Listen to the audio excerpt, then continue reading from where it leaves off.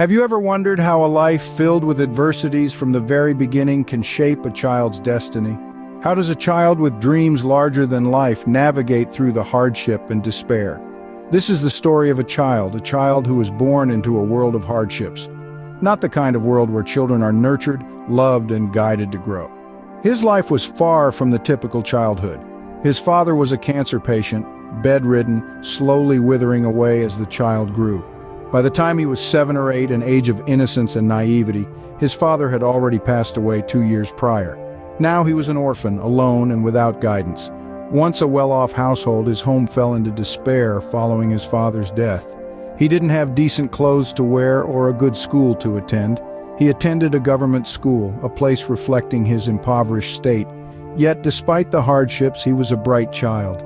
Life had dealt him a hard hand with poverty, illness, and difficulties from the very beginning. But at the tender age of 7 or 8, he began writing poems, stories, and sketches in Hindi. Gradually, a profound sense of emotion began to form within his heart. He started visiting the local newspaper and magazine offices, carrying with him his poems and stories.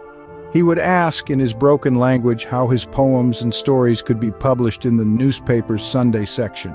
There was an assistant editor named Avinash who, upon seeing the child, laughed and said, "Oh, the writer has arrived." The child stood there, his written stories and poems in hand, wearing half pants, a torn shirt, and had arrived on a small rented bicycle fit for children. He had rented the bike for an hour for just a few cents. Over time, some of his stories were published in newspapers like Dainik Bhaskar and others. By the time he was entering his teenage years, he had even completed a diploma in journalism through correspondence. His passion and determination led him to a local All India radio station near his home in Bhopal. There, with utmost confidence, he shared his writings. The officers at the radio station were immediately taken by his sincerity and simplicity. They asked him to share what he had written, and he presented them with his newspaper clippings, poems, stories, and a story he had worked hard on named Crossing the Ocean of Sorrows. This was the first story that was broadcast live in his own voice. His family was unaware of his life story, which was being shared on the radio. The atmosphere at home was quite tumultuous.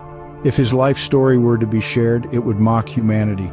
His mother had remarried, but people said she wasn't married, she was a mistress. Despite the challenges, his first story was broadcast live from All India Radio's Bhopal station. A couple more of his stories were also broadcast.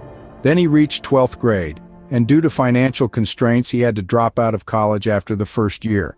He began looking for a job and started doing small jobs. His passion for writing and his career as a writer, which was supposed to take off, came to a halt. He was supposed to be famous, but he couldn't make it. He wanted to move forward, publish his books. He wanted his novels, his literary stories to be printed as books, but everything fell apart, everything was ruined. However, the journalist, the writer, the author who resides in his heart is still alive and will always remain alive. Despite his dreams remaining unfulfilled, the spirit of the child who had a tough life remains undeterred. His story is a testament to the resilience of the human spirit and how, despite life's trials, one can still hold on to their dreams.